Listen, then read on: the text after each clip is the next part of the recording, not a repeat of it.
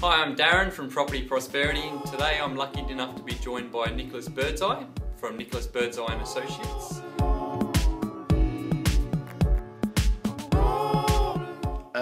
I don't think there's a tried formula for choosing an accountant. There are 1,000 different accountants, as there are 1,000 different lawyers, and to choose an accountant is, firstly, you have to want to do business with them. Right? Does your personality match their personality? So, do I want to do business with that person? Do I like that person? Do I enjoy his personality? And then you've got to sit down and say, does he provide the technical skills? Can I have, if I'm raising technical topics, does he understand them? Can he provide me feedback? Can he help educate me at the same time as solve the problems? So would you say there's different accountants for different people? So depending where people are at their stage in life, if they're just a young person that's just starting out, or an older person, or someone that's trying to develop a big business, is it the different types of accounts for different people, or do you think it's more of a personality thing, someone they feel that they can work with, that can sort of develop together with? The personal relationship is very important, and then it's the skill base depending on the person, on the need they require.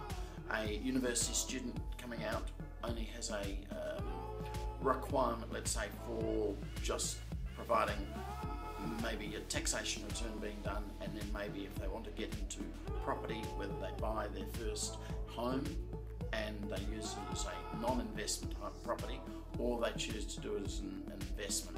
That would be the first sort of decision that a person's looking at in terms of running the business.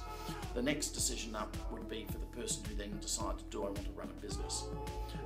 So my business is going to be a small business, big business.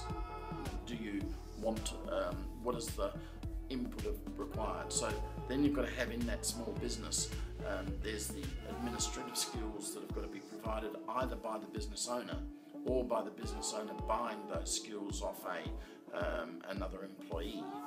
And so it's as the business grows, you then choose, you've got this sort of break-even analysis that your costs are very high for your first employee before you get before the lines meet. Of saying, this is sales coming up like that, costs coming along, and you want this point here, so then, I'm making a profit. Yeah. But if that, you're still down here where your sales and your costs are up here. Yes. So, as you go to 1,000 employees, well, this same sort of thing. Step becomes very small. Yeah. But in this initial stage of the business creation, those gaps are very big. Yep. And so, the relationship with the accountant becomes important, because you're doing a lot more with the accountant, because he's actually providing you at a cheaper cost some of those skills that you need. Yeah, you might not necessarily have yourself, that you're sort of still developing over time. You probably get some of those skills, but initially... But you also will delegate them away to someone.